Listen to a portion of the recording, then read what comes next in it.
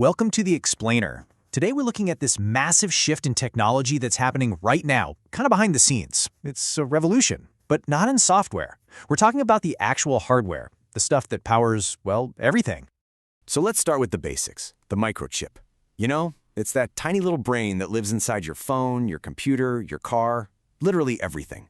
These things are absolute marvels, just cranking out billions of calculations every single second. But here's the thing.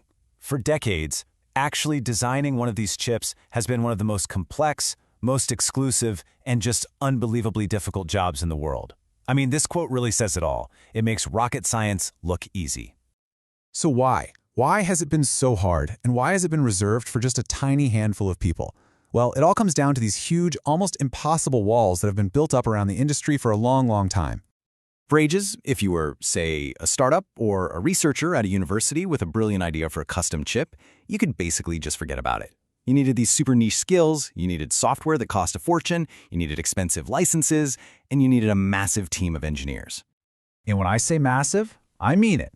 To build one single complex chip, like the kind used for gaming or AI, it can take a team of 1,000 engineers. Just let that sink in. The scale has been absolutely enormous. But that old, closed-off way of doing things, it's being forced to change. A fundamental rule that basically powered the entire tech industry for 60 years is now hitting a very real physical wall, and that's creating a whole new reality. So for almost 60 years, the industry lived and breathed Moore's Law. The idea was pretty simple, right? To make chips more powerful, you just make the tiny components on them, the transistors, smaller. Every couple of years, you could pack twice as many in the same space, and boom, instant progress. Well, here's the crucial part. That era is over. We've shrunk these things down so small that they're at the atomic scale. We are literally running out of atoms to work with. That old trick of just make it smaller, it just doesn't work anymore. This slide illustrates the new strategy perfectly. Think of it like building a house. For decades, we just kept getting better and better bricks every year, so of course we could build better houses. But now, the quality of our bricks has kind of peaked. So what do? Well, you don't stop building better houses, you go out and hire a much smarter architect. The focus isn't on the materials anymore, it's on the design. Okay, so if smarter design is the future, the big question is, how do we get more smart people designing chips? Well, it turns out the answer is this three-part revolution in tools and access that is completely changing the game. These are the three pillars that are finally tearing down the walls of that old ivory tower.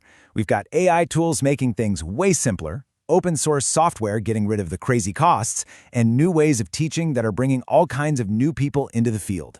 All right, let's break this down, starting with the AI. I know, this sounds like it's straight out of a sci-fi movie, but it's really happening. We're using the simplicity of just talking to solve the insane complexity of designing a chip. So instead of having to learn this super complex, specialized programming language, which is kind of like the secret code for chip blueprints, a designer can now just describe what they want in plain English. You could just say, hey, I need a chip that adds two numbers together and uses almost no power. And this quote just nails it.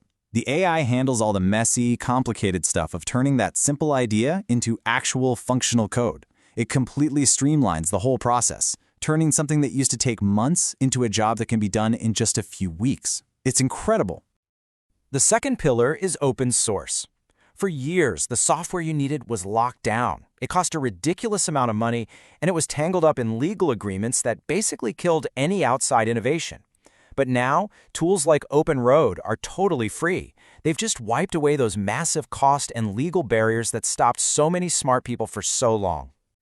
And that brings us to the third and maybe most important piece of the puzzle, the people. Because this isn't just about better tools, it's about who gets to use them. We're seeing brand new educational programs that are training experts in other fields. We're talking chemists, biologists, even medical students, how to build their own custom hardware. So what happens when you take these ridiculously powerful new tools and you put them in the hands of a whole new generation of designers from all these different backgrounds? Well, you get the perfect recipe for an absolute explosion of innovation. You know, the best way to think about it is to remember what happened when personal computers first showed up. Once everyone had a PC, we saw this incredible boom in software and apps and new companies. We are standing on the edge of that exact same moment, but this time, it's all about hardware. And this isn't just a theory. We're already seeing people building these amazing, specific solutions. Imagine a glucose monitor with a battery that lasts for months instead of days. Or smart farm sensors that can save millions of gallons of water. Or custom chips that speed up cancer research. This is the kind of super-targeted innovation we're talking about, with performance gains of up to 1,000 times for very specific jobs. Really, the whole vision here is to make building hardware feel just like building software. To be able to go from a rough idea to a working prototype incredibly fast. It's about making it easy to try things, to fail, and to innovate at lightning speed. So when you put it all together, what it means is that by putting the power to create custom hardware in the hands of so many more people, we might be kicking off a totally new era of innovation. An era where the tools that really shape our future aren't just designed by a handful of experts, but by everyone, for everyone.